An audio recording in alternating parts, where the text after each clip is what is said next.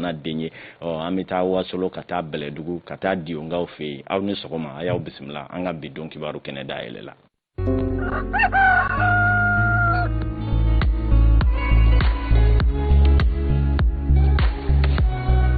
Tabarikala yani an ka don kibaruyaw la tumata an y'a fɔ ten min ye kunun Mali ye ɲɛmaya sebaya sɔrɔ tinisikaw kan kelen ani kanangolo hali ni y'a sɔrɔ ntolantan ni kuma ciyara sabula alvitri min tun bɛ mati la a jawulila ntolantan kuncɛ waati ɲɛkɔrɔ saga 86 waati a balaka yana an ka taa ɲɛfɛ fɛn jumɛn de b'a ka jawuli expliquer mais mun de kɛra n bɛ k'o de ɲɛf'i ye takanai jatew ni sɛgɛsɛgɛliw bɛɛ y'a jira an y'a fɔ match ni a ye ndola fiyɛ 86 minutes ka sɔrɔ a ma ban u y'a wele ko a tɔnin bɛɛ a y'a da don tuguni saga 90 n'a bɛ da kuma min na a balila k'a fiyɛ o don y'a sɔrɔ n'i ye match lajɛ arrêt de jeu min kan ka k'a la dɔgɔyalen ye minute 45 ye sabula yɛlɛma min kɛra a bɛ yɛlɛma 9 ka tɛmɛ 8 ɲɔgɔnna kan ani ale taara VAR lajɛ ko 2 mais an ye sɛgɛsɛgɛliw kɛ a yira k'a fɔ arbitre kun paniquera jaabi fɔlɔ min sɔrɔ la ko arbitre ni Gambie ka don fila don Gambie filanin dɔ don problème fɔlɔ jaabi filanan min sɔrɔ la o ye bi donna an ka joueurs fɛ u ye gardabo min bila ale hakili jiginna k'a fɔ ja colonel ale ni colonel jamana a bɛ ko match de jouer donc ale yɛrɛ tɔ bɛɛ de siranna sa k'a yira kɔnɔ ko coup d'état bɛna k'a fana la donc a fɛnɛ ko accéléré ko accéléré Amadu tɛmɛn don kibaru ne bolo k'e bɛna explication wɛrɛ de di Ibrahima Kone gardamu bila o de jouer a kan kosɛbɛ ale hakili jiginna k'a fɔ ja ko colonel ka jamana ale de b'o match la o kuma an b'a fɔ Asimi ye a ka yɛlɛ dɔɔnin n'a ma yɛlɛ ale a ka siran a bɛ ka se Ali Farikolo ɲɛnajɛ ma a ko ma nɔgɔ mais arbitre Gambie ka don fila don Gambie filaninw don o kɔni n'i kibaruya n y'o d'i ma fisabilité merci pour l'information ka bɔ Yaoundé ka na yan nɔ an ta ɲɛfɛ a y'aw bisimila Mali ye sebaya sɔrɔ kunungo an tun y'o dugawu de kɛ kelen ani kanangolo dolantan ni koɲɛw kɛra cogo min na e ma fifa mɛn nun na o ale ye ɲinini dɔw kɛ Bamako yan an k'o lajɛ. Kanani kupu ye so Mali la o de ye Mali samata sɛgɛw bɛɛ lajɛlen ka laɲini ye ani maliden bɛɛ lajɛlen kelen kelen Magasuba n'a ka cɛdenw k'a daminɛ première mi-temps waati la o dusu de kubu kɔnɔ fo ka taa fɔ ko match kuncɛra k'a daminɛ dolantan waati la ka na bila première mi-temps laban na Mali samata sɛgɛw olu de kun bɛ cartage samata sɛgɛw kan. Comme compétition africaine do premier match ko gɛlɛn an bɛ se ka pressing kɛ dɔɔni walasa ka rythme maintenir bon pour le moment parce qu'on arrive à concrétiser an bɛ ka action dɔmɔdɔli sɔrɔ bon moi je pense que si ça continue comme ça c'est sur action kelen bɛ passer qu'on peut marquer non ne la sɔnna an bɛ kɛ ballontan ka gɛlɛn ballontan tɛ k'a fɔ i y'a daminɛ sa i bɛ taa bi do fɛn tɛ mais joueurs bɛ cogo min aw yɛrɛ y'a ye an tɛ ka foyi f'u ma fo gardien de ma dayɛlɛ premier mi-temps na donc deuxième mi-temps na ni Ala sɔnna an bɛ gagner Mali bɛ niveau dɔ de la bi an b'a fɛ ka coupe d'Afrique ta ni ye sabanan de ni y'an ta de ni Ala sɔnna an bɛ gagner. U kɛlen ko ka masala ka sɔ kɛ t'a la dolantan tɛmɛnen ni sanga 48 ye Ibrahima Kone ale de ye bi fɔlɔ don an ye jɔnjɔn sɔrɔ ni min ye komi ɲɔgɔnma deli ka kɛ fɔlɔ Alvitri ale ye file fiyɛ ko match banna fo siɲɛ 2 a fɔlɔ kɛra dolantan sanga 85 na waati filanan kɛra a 89 na waati la wa a ma ɲɛfɔli fosi kɛ o ko la ka fara o kan a ye carton rouge fana bɔ ka El Bilal Touré bila kɛnɛ ma maa caman ka fɔ la o gɛlɛyara kosɛbɛ. An bɛ maliyɛn bɛɛ lajɛlen fɔ an y'an ŋaniya kɛ kelen ye an gagné u y'an lamara arbitre man ɲi an kana tigɛ mɔgɔ la arbitre de man ɲi. Ni carton rouge n tɛ carton rouge arbitre bɛ CEDEAO de la hali n'a bɛ CEDEAO la an bɛ Asimi kɔ. An kɔni an sewalen don parce que an ye maliyɛnw ye Mali de gagné na hali ni arbitrage bɛ kuma caman bɛ se ka fɔ a kan carton rouge in ɲɛnama tɛ a kun kan ka kɛ jaune ye parce que ni ɲɔgɔn caman de kɛra Tunisien ka côté la o ma sifflé. Bon, match ɲɛna mais bon à la ban bon à la citation là bon moi même j'ai pas compris bon 14 jours au gɛlɛyara dɔɔni parce que a kun bɛ se ka jaune di parce que c'était pas faute ba tɛ a kun bɛ se bon l'intention bon comme ale fana bɛ citation min na ne t'o la je pense que carton jaune ka ɲi. Tunisie ni Mali de kun kɛlen don k'u kɔ da ɲɔgɔn kɔ la ani Mali ye bi kelen don ka ni dolantan in jɔnjɔn ta. tabarkala e ma fifa menuna o ale ka nyini nu tun ni ye akokan ka wala don ya ka fo min ye alfitri ngoni kuma ci ale do jen fa mbela jerele fe ka fo ni nyona ere fana madili ka ke folo o angote ko gambi zambi ka de do zambi jamana maldo o zambi flani do ame afo kuka mangoto filibina panike nana jade bora ko $7 dan labana o Yusuf Kulubali ale fana nyini ni do ke ka mali do ke ndola inga sabula yara ka fo benika dondo anga jokolo shiba mi be ni oye Ibrahima Boso Munkuru ko afana nye jeni yoroba fin kunu sabula ye mali bo wola ni joroba ye munu na ali nwe min tana yo parongo black enema wa ka ballon be paron chogo nyena ko sebe o fana kera fe mi matamanga kuna fondila uka Yusuf Kulubali be do fanya akoka Mohamed Magasubaka cedon bi se ka folike u ka jokolosi banye no e Boso Munkoro ye na lere ndolata nyenema bake ni bichaman balli ye no yere cela penalty kilemba la ballon yere totole minti 15 nywana ye ballon tan ku volo kulu flengo ni yo kenyonka terrain chemancela kasoro masika bagabagal bata ka nyeshi jokolosi boma wabi kazri Tunisia fanfe walma message haidara mali fanfe olu koni yu gresega shifle nga u kon masika ballon bla celula ndolata kun flana mali ongon yu damina ni fanga ye wera kera sababu ye u ka se ka bigelen sɔrɔ ndolata sanga binani wolonfilana kɔnɔna na sikiri ale magara ballon na tɛgɛ ye surface de réparation kɔnɔna na o kɛra sababu ye Janis Kazui ale ka penalty fiyɛ ka di Mali ma min n'o yɛrɛ donna Ibrahima Kone fɛ sanga 55 na Wabi Kazri ale kɔni coup franc direct dɔ ta min yɛrɛ jɛnya tun bɛ taa mètre 20 ɲɔgɔnna na nga Boso Munkoro ale kɔni y'o ɲɔni ka bɔ corner la sanga 10 o kɔfɛ Dylan Brown ale kɔni y'a gɛrɛsɛgɛ chiflɛ mètre 75 ɲɔgɔnna min ni Mali celu kɔlɔsiba ayo fene bla corner la sanga bi wolonflan duruna Saint-Etienne balontana mbe no Wabi Kazri ale koni ye jeka bara do kunche mi no yere magara Mali défenseur do bolo la alajele ko var la fe Zambi jalatige ba ale a yira ka fo ko penalty do o yere koni cira Kazri de fe Mali jokoloshi ba ale ka wuli ka jokera sababu ye ninga o ballon mbo kenema sanga damado sani balontan ka ba Mali ka attaquant ale koni ngena ka bo ka keni wala cejugu do e ka nyeshi Brown ma o bela Tunisia ko koni masika Mali ka binjibo o yere biga sababu ye Mali ka kuru saba folota u kɔni mbogo tan filana in farafina ndolata ba kɛnɛ kan ndolata in laba kɔni tiɲɛna ka kɛ ni arbitre ka waleya dɔ ye n'a lɛrɛ ballontan bila seconde damadɔ sani waati ka dafa Mali ndolotanaw olu kɔni segira kana terrain ka walasa waati tɔ min tora u ka se k'o dafa nka Tunisie ballontannaw olu kɔni ma sɔn ka na olu y'a yira ko olu bɛn'u ɲɛsin u ka bɔli filanan labɛnni ma Yusuf Kulubali renouveau donc kibaru kono ambe foli di renouveau ka desk sport no ye kuna foli di la jekulu munu nyesinen do kreni nyana farkolo nyana je damama o anga foli bo lu ye seri jarana ka chedon hakilla kanin konna na we cheseri ni wuli ka jola wasa au bise ka farkolo nyana je ale kibaru ya ube ela jele soro choya mina kuna foli di munu nyesine politique ko ni fait de société ni fenro ma ube fana me cheseri la ngame kanin watila chapeau be desk sport mo ye bi sɔgɔmadaina amina akono anyafo Mali ni Faransi bilama a kɛle do particulièrement jɛ ka bɔ dugu la ka kɛ kɛnɛ kan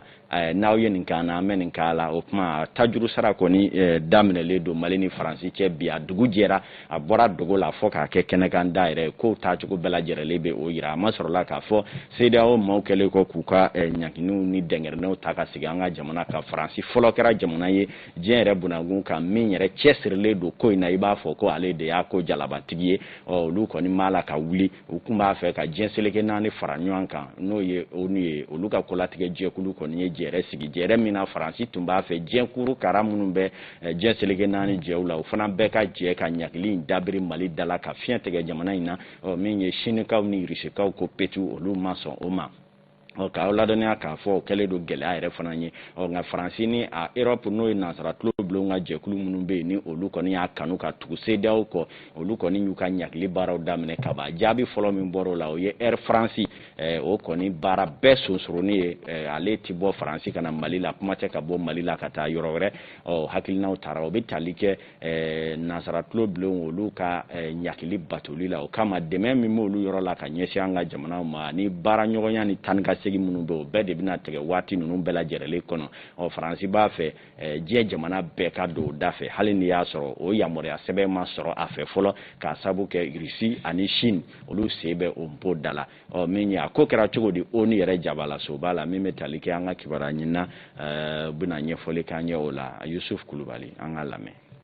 i n'a fɔ Faransi jamana y'a laɲini cogo min nin gafe in laɲini tun tɛ dɔwɛrɛ ye ka hakilina kɛrɛnkɛrɛnnen ta ka ɲɛsin furancɛro fanga ɲɛmaaw ma o la Irisi jamana tun y'a laɲini ka lafaamuyali kɛ ka ɲɛsin ɲangili minnu talen don ka ɲɛsin ma CEDEAO ɲɛmaaw fɛ u ka lajɛrɛ tɛmɛnen na Amɛriki jamana ka lasigiden bɛ ONU kɔnɔna na n'a tɔgɔ ye Linda Thomas Greenfield ale tun y'a jira k'a fɔ hakilina minnu talen don Union Européenne maaw fɛ k'o ye olu fɛla ye ani fana ko furancɛro fanga fɛn fɛn bɛ yen nɔ n'a kuntagala bi t'i jɔ san 5 la i n'a fɔ Mali furancɛro fanga ɲɛmaaw y'a fɔ cogo min na k'o kɔni tɛ hakilina ɲuman ye ani fana u y'a jira k'a fɔ ɲangili minnu talen don CEDEAO ɲɛmaaw fɛ ka ɲɛsin Mali jamana ma k'olu kɔni na dɛmɛ ta ka ɲɛsin o hakilina in ma tɛnɛn tɛmɛnen su ka dugusɛjɛ talata la lamɛnnikɛ jamana ye laseli dɔ kɛ min kɔnɔna na a y'a jira k'a fɔ ko dusuma kasa min bɛ CEDEAO jɛkulu la ka kɛɲɛ ni kalafili labɛnbaliya ye Mali kɔnɔna na i n'a fɔ a tun fɔra cogo min k'o dusuma kasa kelen fana bɛ olu fana na min ye furancɛro fanga ɲɛmaa ye a ka laseli kɔnɔna na min kɛra tɛnɛdon su fɛ a kɔni ye wele da ka ɲɛsin maliden bɛɛ lajɛlen ma Mali kɔnɔna na ani Mali kɔkan ka kɛɲɛ ni ɲangili minnu talen don ka ɲɛsin Mali jamana ma ani fana a y'a jira k'a fɔ k'ale kɔni ka dayɛlɛnnen don sigikafɔ bɛɛ lajɛlen ye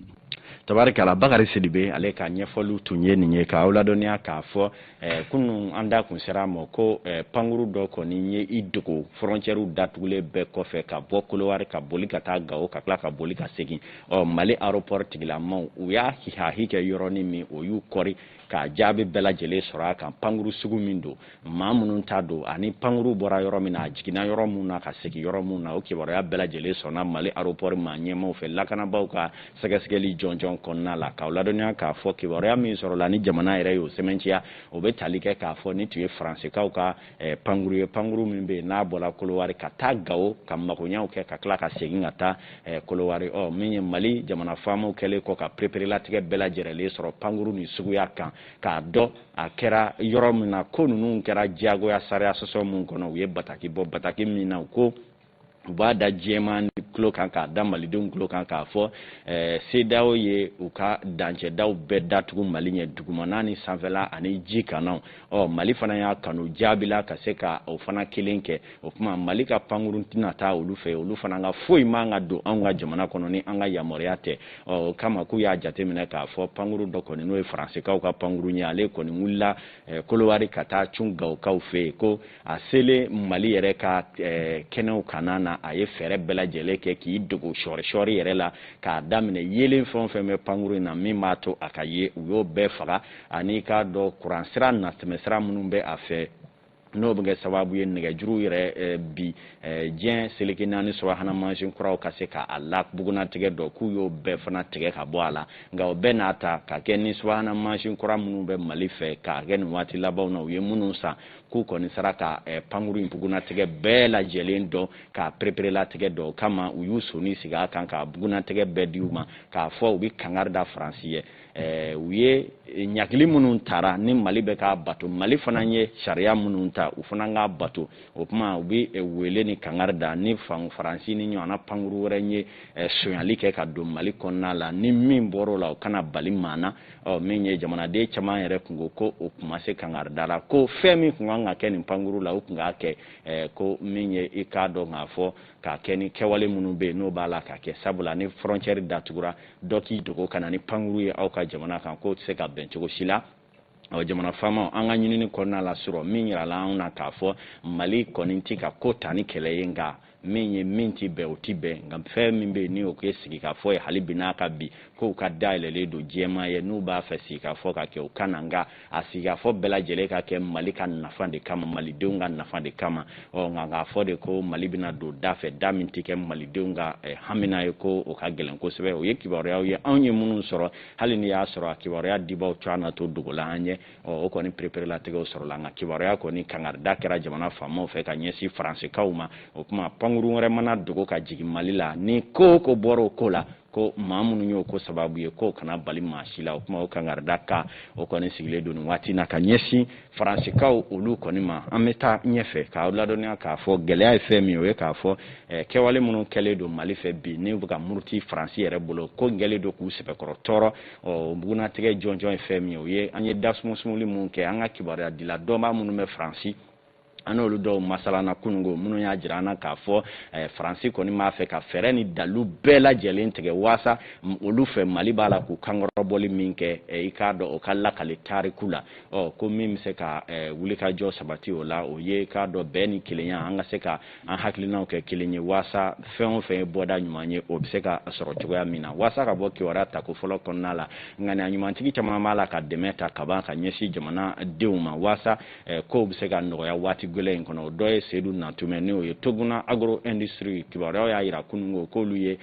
camion belebele kemeduru bla jamana famo ka bla la wasa wati gole ngono balo nasira jonjo wora se ka soro deme ngono kana ni balo ye leni malide kana kongo malide kana mina o kibaro ya dira kunu bitle kono amina nyini do ka komana tike damu na Mali muso fana bora ka ciya kunungo ka tuka deme sementia ministre muso minye shinendo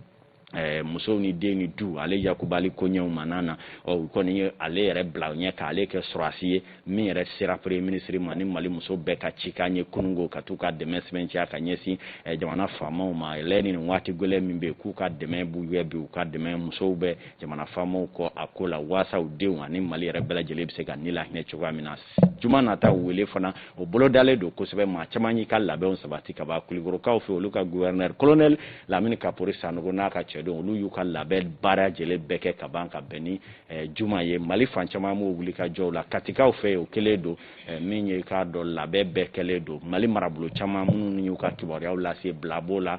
siga so kata se kuchala foka se kai ato kibori bina di au ma wati na taw konala sanga ye binane ni nani soro ni wati na Sama Sankare kati chef de bureau do domaine na ko ani sokoma amanya na ga demsenu wo jemuka intitime uka ko nga kuka leson tare no te flak la nge bali bi afana nogone jangwa o som le vesido mina 600 fanta tumuta ni Dauda Kane no ye dionga ka merie ale koni dionga ni so jale kosebe na ka baraw ye kara sababu ye yiri wasira baraw bela jele ka soro jiko ni kenya soko ni logoli soko ani fenye daro ni do ve no ka sabati o menye krati community kile fana mero fana mina kwa de menye si transition ma fo Mali ka kokoro do kosebe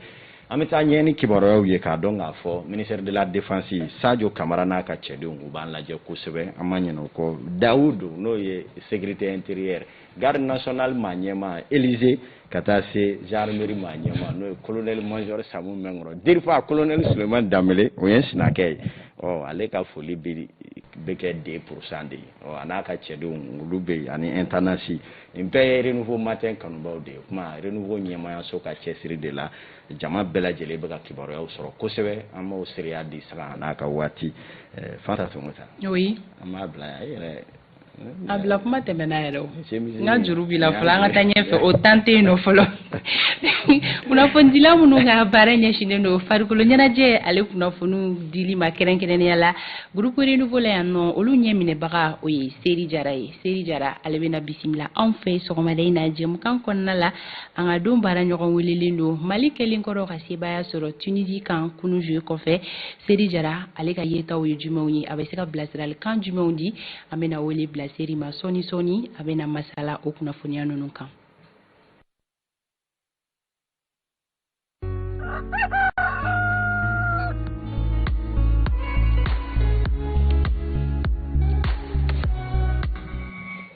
seri jara intogoma ba intogoma tanta tomoto ibisimla renouveau matin kan seri o jarame ambe au fono watina ka ila ma jafu befo o jarabela jilenye voilà seri fembe talike anga équipe nationale kan kunu je ko fe eye uye chogodi voilà merci beaucoup ama fo egi ma ku félicitations ama fo ka staff technique ma nyama be Mohamed Makasuba golo oui ko félicitations kono ka prestation na finalement il y a 3 points sur agneau au plat en Santa Tomota. Kuru saba.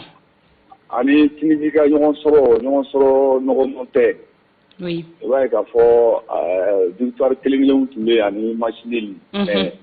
Ka fo ko doka sebaya pa tumbe doka o kunte mbali Tunisie ñonche.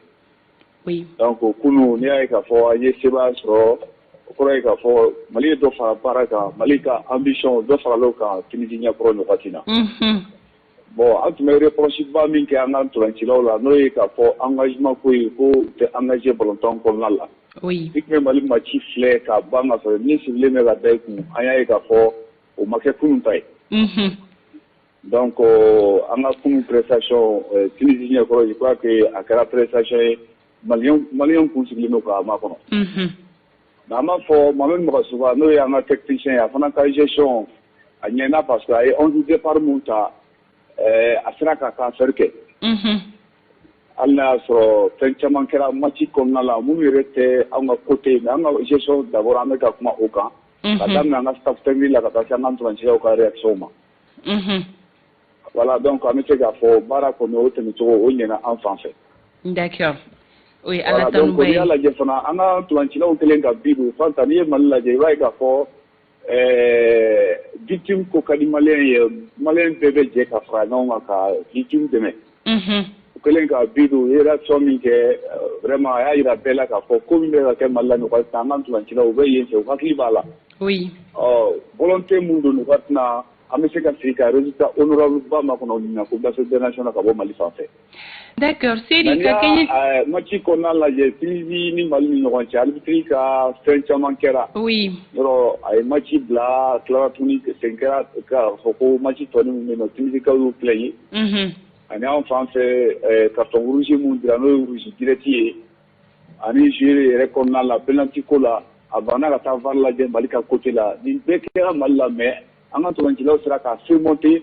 ka tila tuguni la victoire ta donc o b'a yira k'a fɔ kunun u moral tun wɛrɛ fɛn kelen don k'an ka tɛmɛ kan.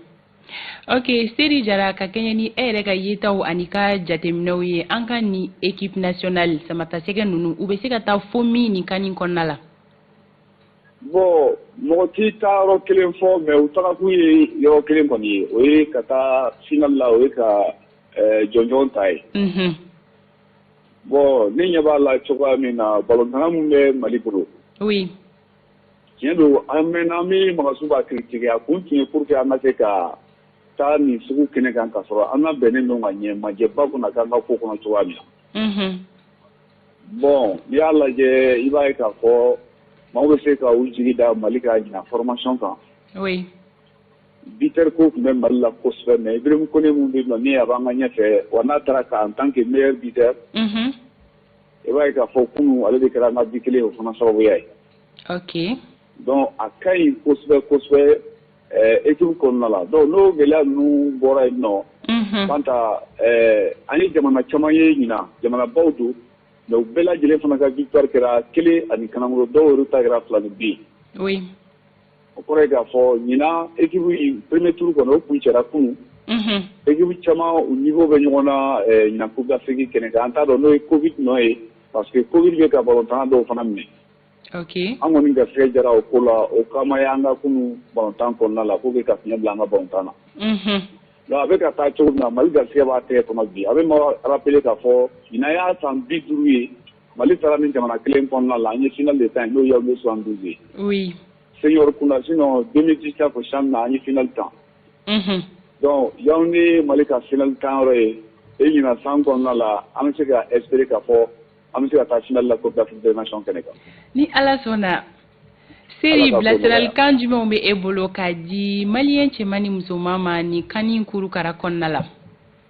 oui kan kurukara kɔnɔna la o ye k'a fɔ mɔgɔ kow ka bɔ ko kɔnɔna la. oui. ani critique négatif olu an ka olu fara minɛ ka olu ɲɔngiri fɔlɔ. et puis ka tila tuguni ka tɛmɛ Magasuba n'a ka cɛdenw kɔ n'u ye coupe ta a bɛ fɔ ko Mali ye coupe ta. ni yɔrɔ min man ɲi o ka fɔ a bɛ faamu cogo min na Magasuba k'o faamu. o ka fɔ a bɛ faamu cogo min na fédération yɛrɛ fana k'o faamu mais a ka kɛ laɲini dɔ kɔnɔna la laɲini min b'a to tiɲɛ yɛrɛ la Mali bɛ se ka kunkɔrɔta sɔrɔ n'an ye résultat ɲuman kɛ ɲina Coupe d'Afrique kɛnɛ kan gɛlɛya caman bɛ Mali kɔnɔna la. oui. Fanta tɔmɔ ta maaw bɛ ɲina kɔ kunun victoire ye maaw ɲina ko caman kɔ. tiɲɛ don. wa ballontan de ye o facteur ye facteur min bɛ yen nɔ ni nafaba b'a la an ka société yɛrɛ kɔnɔna la an ka don ko kɔnɔna la ani an ka barokɛdaw la. ani hakilina yɛrɛ fana la donc an b'a souhaité de k'a fɔ an bɛɛ ka fara ɲɔgɔn kan o de bɛ se ka résultat ɲuman a tɔ conforter o de bɛ se ka sɔrɔli nɔgɔya. siga t'o la. Seri Jara an b'i fo. an yɛrɛ b'i fo Fanta Tomota i ni ka kiba don bela jile no e renouveau matin ki mo e bela jile klobila merci Amadou Sera Sénégal Amadou Bea merci beaucoup Amadou Bea klobila Seri ok d'accord kadi so baba ay Amadou kadi na ko journaliste sportif ko abetuluka arrêti ma wele bon Tuluka way a be se ka jate ne ka fa me Tuluka mais an yɛrɛ ka jate la an tɛ Tuluka a bɛ mini min kan Seri an ka foli b'i ye Ala ka tile yɛrɛ merci beaucoup ka sɔn ka soli ka na ni farikolo ɲɛnajɛ kunnafoniya di an lajɛbaga ni lamɛnbaga kelen-kelenna ma an b'i fo ka kɛɲɛ ni i ka timinandiyaw ye Amadu an bɛ continuer k'an ka samatasɛgɛw k'u kɔkɔrɔma don ko an ŋaniya ɲuman bɛ ka taga o yɔrɔ sanga ani wagati bɛɛ lajɛlen na wa an jigi b'a kan k'a fɔ ɲinan kupu Ala bɛ se ka a don Mali garisɛgɛ la cogoya min na o ye bɛɛ lajɛlen ŋaniya ɲumanw ye k'a fɔ vestiaire kɔnɔ kunu ka capitaine Amari Traoré ale ye denmisɛnninw a jɛɲɔgɔn galvaniser ni kumakan minnu ye k'a dɔn ko Mali bɛ degun min na k'u jija ka Mali kunkɔrɔta pour dire que u bɛɛ bɛ ka jouer ni dusu ma k'a ɲini ni u trébuchera don min n'u tɛrɛndɛra malidenw an k'a faamuya siga foyi t'o la o fana ye a tagabolo dɔw ye an bɛ don kunnafoni gafew kɔnɔna la sisan gafe minnu bɔra bi alamisa olu ɲɛfɔla fɔlɔ ko cogo di o kunnafoniyaw bɛ na lase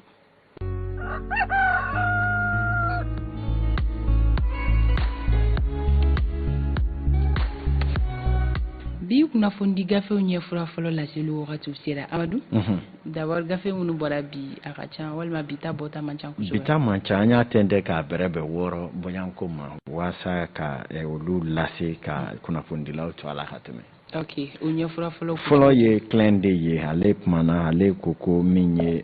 CEDEAO kɔni ye ɲakili min ta ko wele bilala Mali de bɛɛ ka jɛlen ka wuli k'u jɔ o kɔni bilalen don juma nata kan clin de kumano kan Mali flash ale ko bras de fer Mali CEDEAO le colonel Goïta tend la main au chef d'État ko faamuyabaliya in bɛ Mali ni CEDEAO cɛ ko jamanakuntigi kɔni y'a bɛɛ bolo mana bɔ CEDEAO ma ɲɛmaw ye Mali flash côté Miroir Hebdo Koko sanction CEDEAO contre le Mali Bamako entre patriotisme et résistance ko ɲagili min bɛ sen na ko Mali kɔni bilama i b'a ye k'a fɔ jamanadenya yɛrɛ kanu yɛrɛ kama o bɛ ka maa caman kɔni yɛrɛ bila ka se ka ko in ku ko o kɔni fila de sinsinnen don bi Mali la yan nɔ la lettre du peuple olu ko fermeture des frontières avec le Mali ce que Dakar et Abidjan ont obtenu de Paris en échange des pertes économiques ko min ye frontière datuguli ko ye Mali ni CEDEAO jamanaw cɛ ko Dakar kaw ni Abidjan kaw n'o ye Sénégal ni Côte d'Ivoire ye olu ye fɛn min sɔrɔ i k'a dɔn waasa perte sɔrɔ min bɛna kumaniya o ma olu bɛ se ka datugu cogo min na lettre du peuple y'i soni sigi o kan bi u ka ɲɛfura fɔlɔ la 22 septembre ko sanction contre le Mali mécontentement général des Maliens ko maliden fagama kilankɛ bɛɛ dusuma kasalen don nin ko in kɛcogo la Zénith Balé ko Mali CEDEAO UEMOA la fin de l'hégémonie française un compromis en vue min ye k'a dɔn k'a fɔ Faransi ni farafin jamanaw cɛ bɛ cogoya min na ko maa bɛ se k'a fɔ nin ye dan seritɔ ye o ko la ni lala ni bɛnkan jɔnjɔn sɔrɔla kow kan an bɛ waati min na iko sisan o mun bɛ sen na l'indicateur ko brouille diplomatique entre Bamako et Paris le gouvernement met en garde la France contre la violation de notre espace aérien min ye gɛlɛya min bɛ yen ko gouvernement Mali kɔni ye kangarima da Faransikaw ye o kɛli ye ka pankuru fili ka don an ka jamana kan ka sɔrɔ an ka yamaruya tɛ ko kɔni kangari kɔni dara indicateur kelen o ye kuma di parrainant ma ko olu kɔni ye i k'a dɔn fɛɛrɛ bolo dɔw boloda waasa an bɛ se ka bɔ o kɔnɔna la o bɛɛ bɛ indicateur ale kɔnɔ bi sɔgɔmada in na waati min na saga ye 25 sɔrɔ nɛgɛ ɲɛ 8 ale sanfɛ Fanta Tumota ni kunnafoniya ninnu tɔ laseli bɛ kɛ bi 10h20 waatiw la Renouveau FM Renouveau Télé sanfɛ Antoine Solange Dambele ɲɛma ale ni Isu Cravate olu de kan ka bi kunnafoni gafew laseliw kɛ Amadu k'i fo Alexis Kalambiri ale bisimila wagati sera anw ko Alexis Masson min ma bi an ka jɛ k'a lamɛn Musa Bangali ka kuma bara la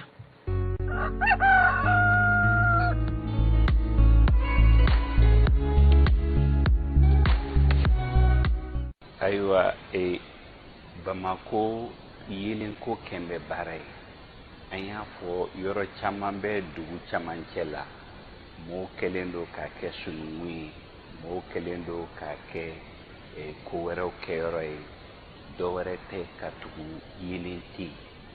aywa dilibi ato ko chama miseka ke ka farao kan lakana balia dibi sembe ala be misali ni kan ka to minnu jɔyɔrɔ ye lakana ye minnu jɔyɔrɔ ye ka dugu furan u bɛɛ k'u jija walasa yelen ka se ka kɛ yɔrɔ bɛɛ la n'o tɛ n'a kɛra a bɛ fɛn caman bali a bɛ yɔrɔ lakana a b'a sanuya ka tugu fɛn fɛn tɛ se kɛ dugu jɛlen fɛn fɛn tɛ se kɛ tile la i b'a ye o bɛɛ bɛ kɛ an delila ka tɛmɛsira ko fɔ an delila ka yɔrɔ caman fɔ min bɛɛ nɔgɔ bɛ na dɔrɔn ka tugu sufɛ fɛn bɛɛ bɛ se ka kɛ yelen danya ye min sababu ye ma sɔn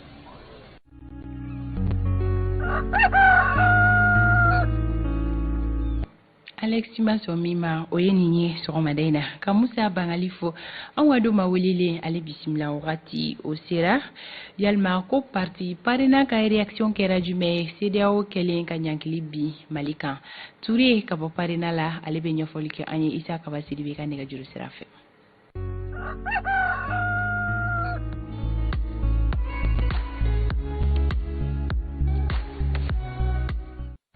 Siri Ture ini sɔgɔma Siri Ture dimanche tɛmɛnen CEDEAO maa ɲɛmaw u tun bɛ lajɛ la a ma ɲɛ min kɔ ɲangini bere a taara an ka jamana kama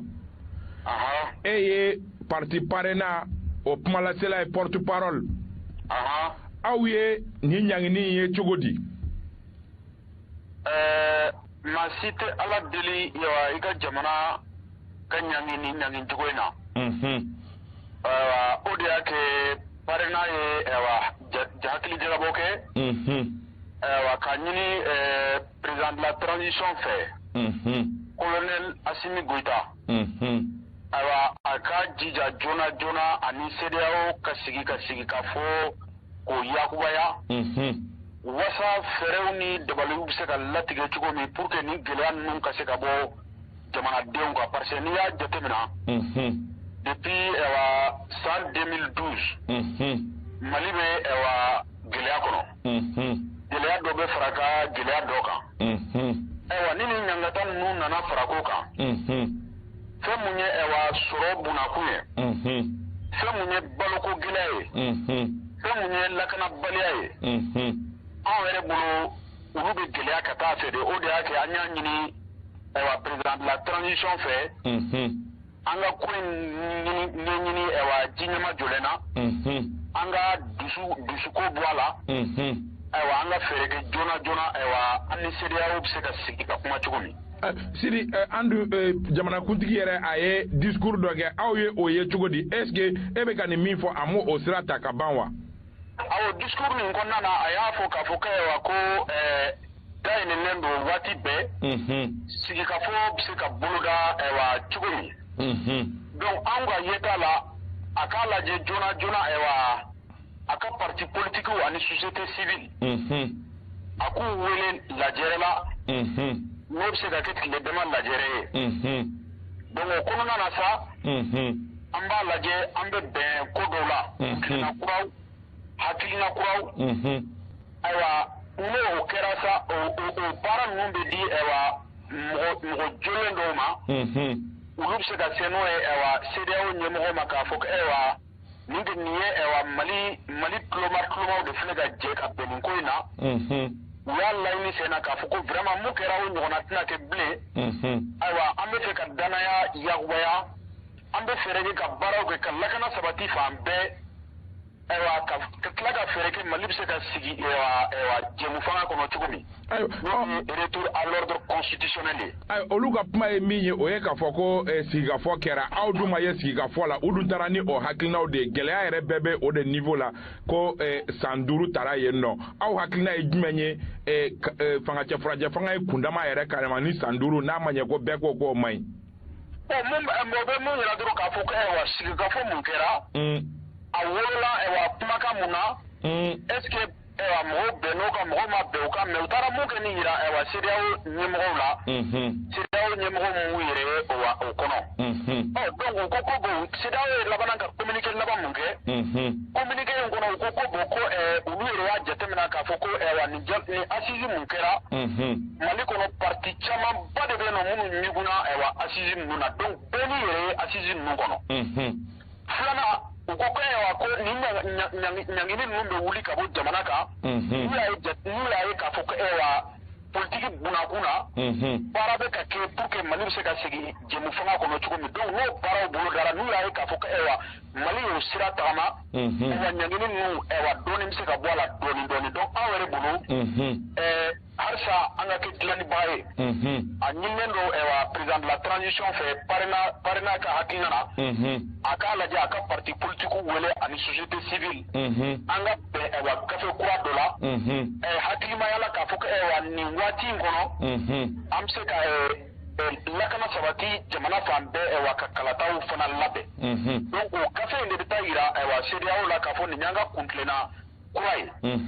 donc an b'a essayer ka danaya yakubaya ani CEDEAO cɛ an bɛ danaya yakubaya ani Union africaine cɛ an bɛ danaya yakubaya ani ONU cɛ maa o maa n'a sɔrɔ ne yɛrɛ bɛ se ka Mali dɛmɛ walasa an bɛ se ka bɔ nin gɛlɛya ninnu kɔnɔ an bɛ danaya yakubaya an n'u cɛ donc an bɛ yɔrɔ min bi an k'a lajɛ dɔrɔn an ka ko in nin ɲɛɲini diinɛma jɔlen na an kana ko in ta ni dusu ye an kana ta c'est à dire que ni kɛlɛ sira ye parce que bi Mali mako t'o la Mali mako bɛ basigi dilan Mali mako bɛ kelenya dilan jamanadenw an bɛɛ de ka kan ka don da kelen fɛ ka bɔ da kelen fɛ parce que jugu wɛrɛ bɛ jamana na mun tɛ anw yɛrɛ damaw ye donc anw yɛrɛ damaw ni ɲɔgɔn cɛ anw man kan ka furugu man kan ka tɛmɛ an ni ɲɔgɔn cɛ au contraire camancɛ fanga ka kan ka kɛ waati de ye jamanadenw bɛɛ de kalalen don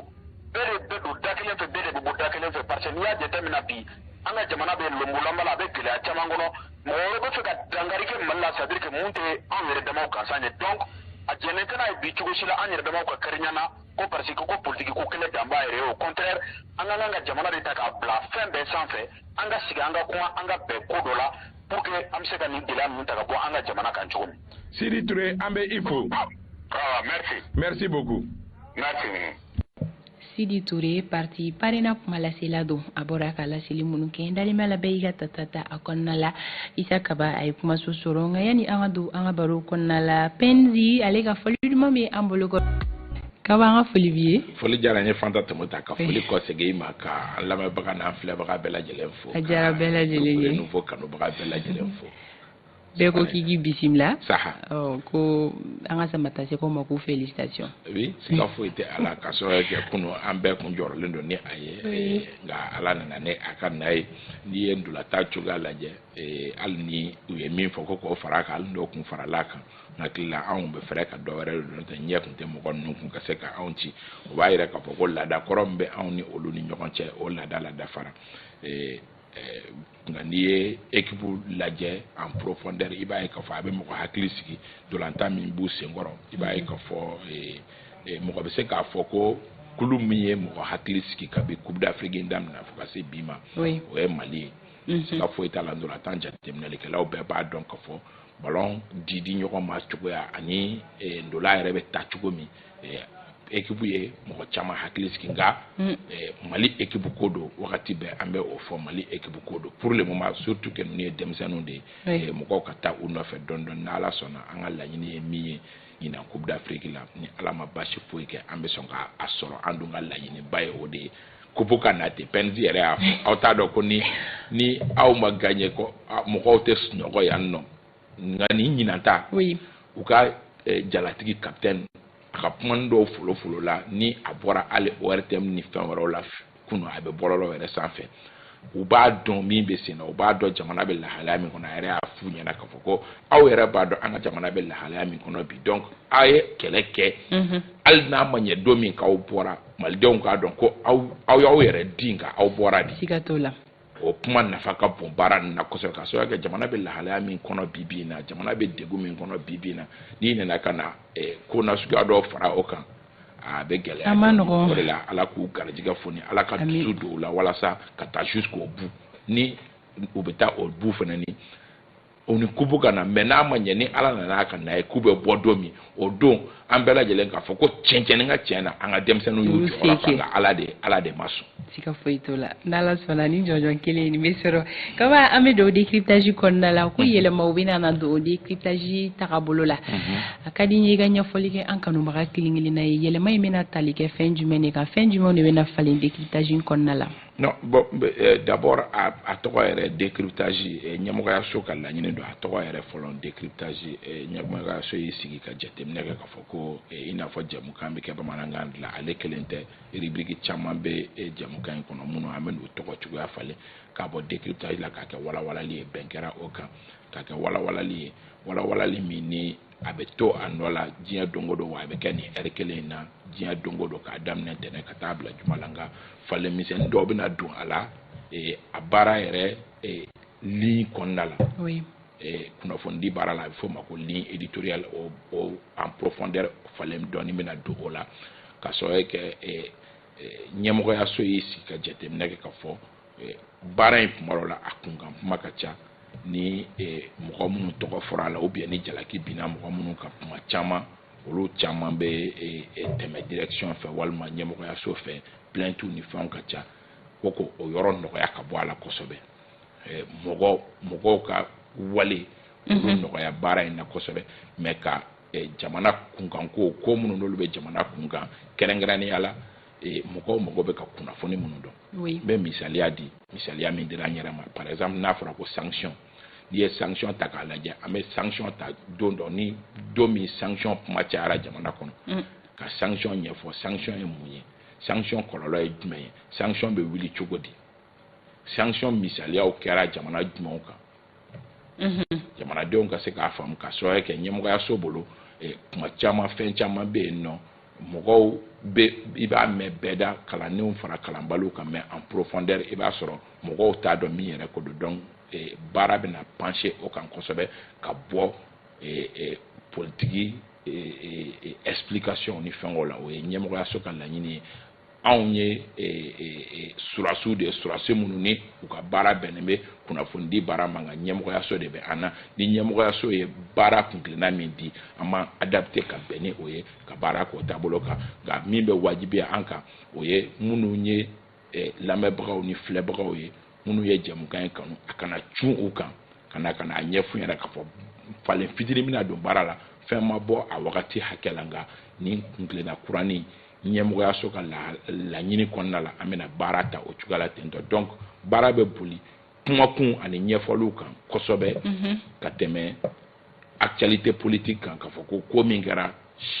sura ou bien ko min kɛra kunu k'a fɔ k'i b'i jigi da o kan ka n'o sɔrɔ Isa Kaba bolo décryptage kɔnɔ o bɛ gɛlɛya kosɛbɛ donc baara taabolo min na k'o ye ɲɛmɔgɔyaso ka laɲini kɔnɔna la an b'a adapté ka bɛn n'a ye ɲɛmɔgɔyaso de bɛ yen olu de b'a baara taabolo dɔn a bɛ ɲɛ cogo min olu de b'a dɔn a bɛ daminɛ wagati min k'a kɛ décryptage ye tantɔ n'i tun y'a fɔ an ye k'a fɔ ko a bɛ ne kundama sɔrɔ an tun tɛ da la donc nin kura min filɛ nin fana peut-être jamanadenw nafalan bɛ bɔ o fana na ɲɛmɔgɔyaso de b'a baara taabolo dɔn olu de bɛ proposition olu de ka baara bɛnnen bɛ réflexion ma ka jamukanw ligne éditoriale di donc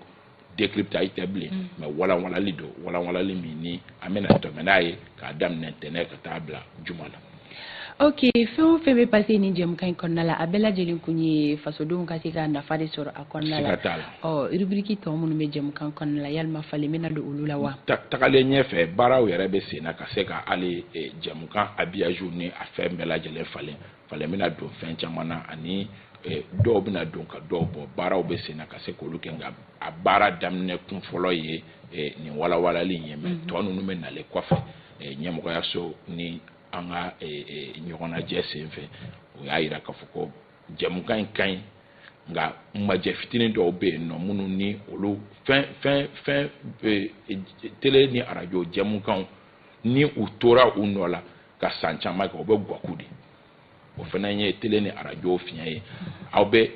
émission dɔn arajow la minnu ye san caman kɛ bi na i b'a sɔrɔ halisa a tigiw bɛ continuer ka kɛ mais mɔgɔ si t'a lamɛn mais émission minnu sera ka résister o ye émission minnu bɛ évoluer avec le temps réalité minnu bɛ yen wagati min k'olu sɔri dɔɔni o la toujours mɔgɔ kura minnu bɛ na i ka mɔgɔ kɔrɔw bɛ to i bolo mɔgɔ kura minnu bɛ na olu fana b'u niyɔrɔ sɔrɔ a kɔnɔ donc o baara de bɛ sen na ka se ka émission réadapter ka bɛn ni wagati cogoyaw ye ani jamana yɛrɛ lahalaya cogoya o fana nafa ka bon baara in na kosɛbɛ ka sababu kɛ wagati min na ni tension bɛ yen nɔ wajibi de don jɛmukan minnu ni olu bɛ ɲɛfɔliw kɛ ni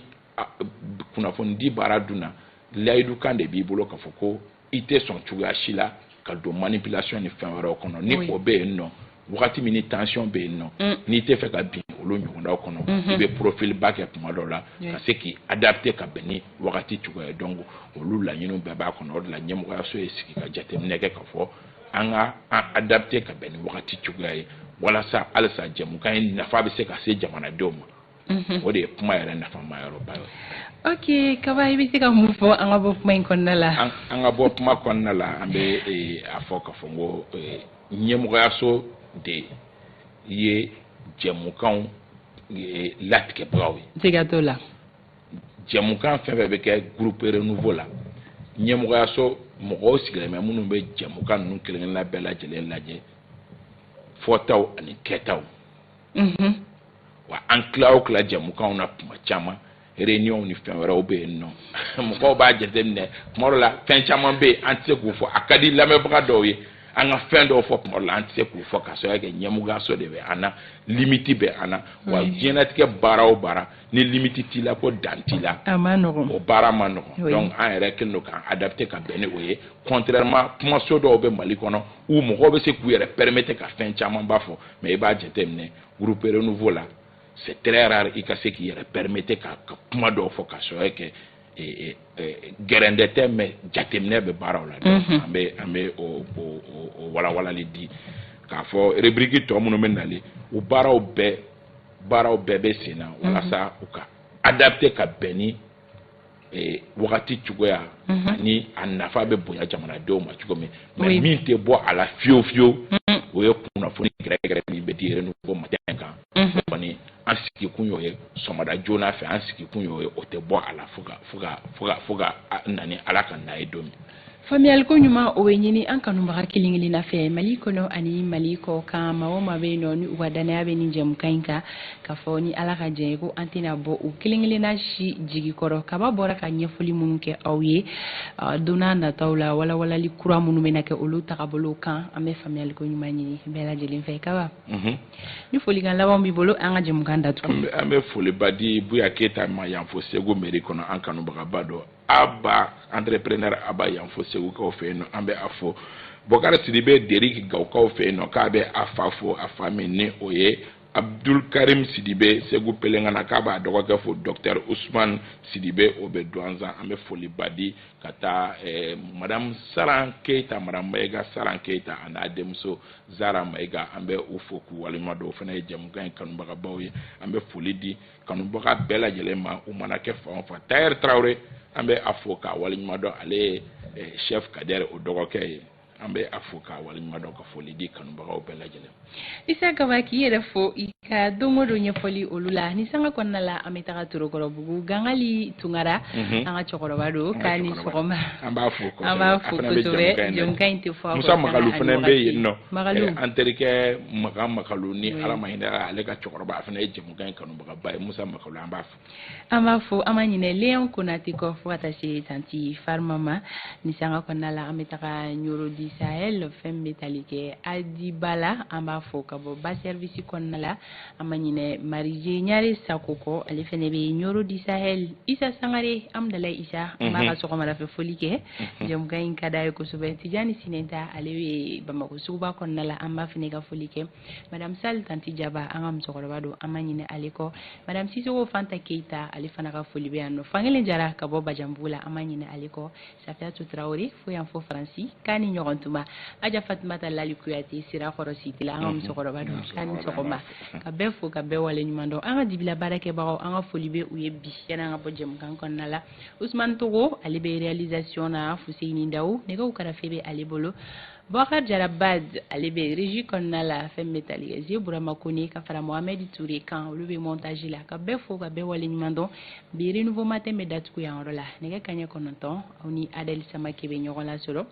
sini sɔgɔma 7h15 ni Ala ma basi kan na an bɛ segin ka ɲɔgɔn lasɔrɔ yan nɔ renouveau matin wɛrɛ kɛnɛ kan yanni o cɛ Ala ka hɛrɛ k'an bɛɛ